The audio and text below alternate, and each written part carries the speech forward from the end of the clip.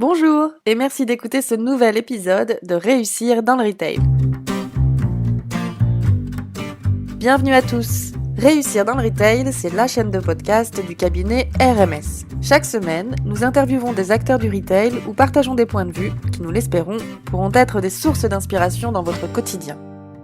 Aujourd'hui, la parole est à Emeline, consultante formation chez RMS. Bonne écoute!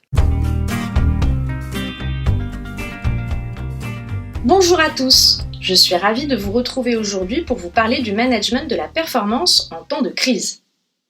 Manager la performance, c'est savoir optimiser les résultats de sa marque tout en prenant en compte les compétences, la motivation et les expériences de chaque collaborateur, mais aussi le contexte interne et externe à son environnement.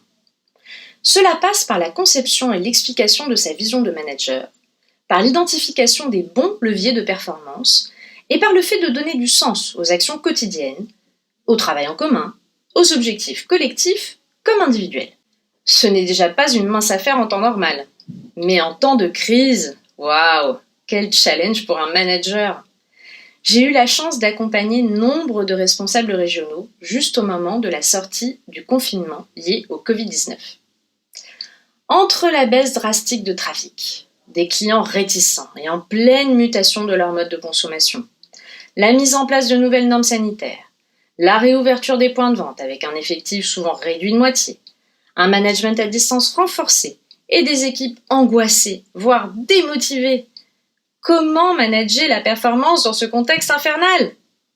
Première chose, respirez. Ne vous jetez pas à corps perdu dans la démultiplication d'actions. Faites le point et prenez le temps de réfléchir pour mieux agir.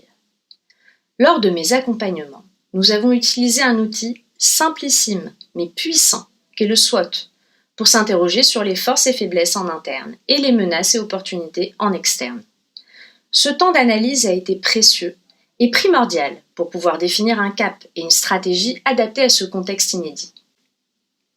La mise en commun des réflexions de chacun leur a permis de gagner en objectivité, voire de faire bouger leur cadre de référence. Quand l'un pensait que le changement des attentes des clients suite à la crise sanitaire était une menace pour l'entreprise, l'autre le voyait déjà comme une opportunité et envisageait déjà comment adapter le discours et le comportement des vendeurs en fonction. Ces échanges à froid ont fait émerger de nouvelles idées et une vision plus positive de la situation. Deuxièmement, faites un plan d'action aligné sur les valeurs de votre marque. Lors d'une crise, quelle qu'elle soit, les équipes sont bousculées par l'avalanche de changements que cela implique. Elles ont besoin de repères pour accepter tout cela et alimenter leur motivation sur le long terme.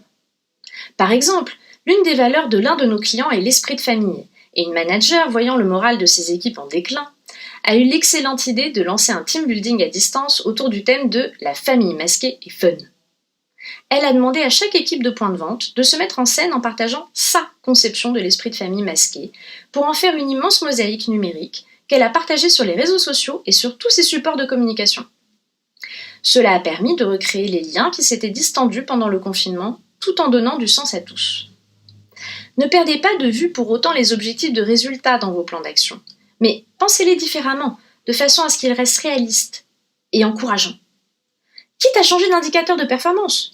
Certains managers ont ainsi décidé de ne plus animer les ventes sur le taux de transformation ou le nombre de tickets, mais plutôt sur le pourcentage de retour positif de prise de rendez-vous client.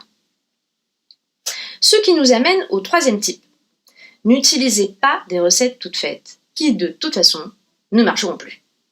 Que ce soit dans le choix de votre stratégie, dans les moyens que vous allez choisir, dans votre façon d'animer la performance au quotidien, soyez créatifs.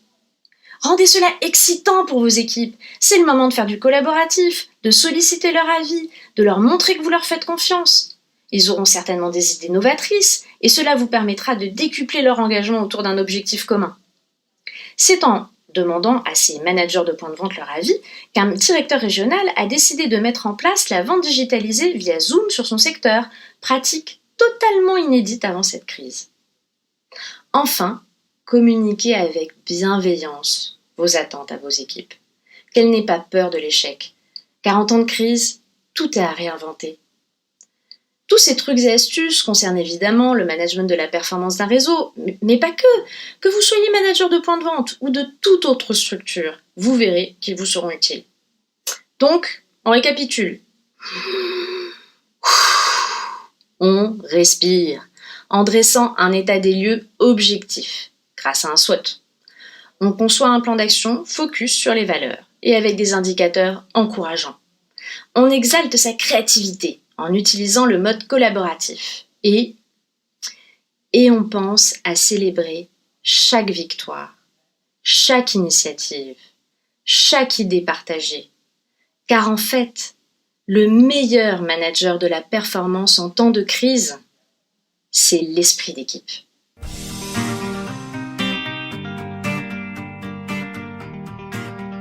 Merci beaucoup pour votre attention. Nous sommes curieuses de savoir ce que vous avez pensé de cet épisode, alors n'hésitez pas à nous laisser un commentaire ou une appréciation, ou même, si vous avez envie, proposez-nous des sujets pour les prochains épisodes. Merci à Aurélia pour la musique de ce podcast. Vous pouvez écouter son sublime album intitulé Blue Inside sur YouTube. Merci encore pour votre écoute et à la semaine prochaine pour un nouvel épisode de Réussir dans le Retail.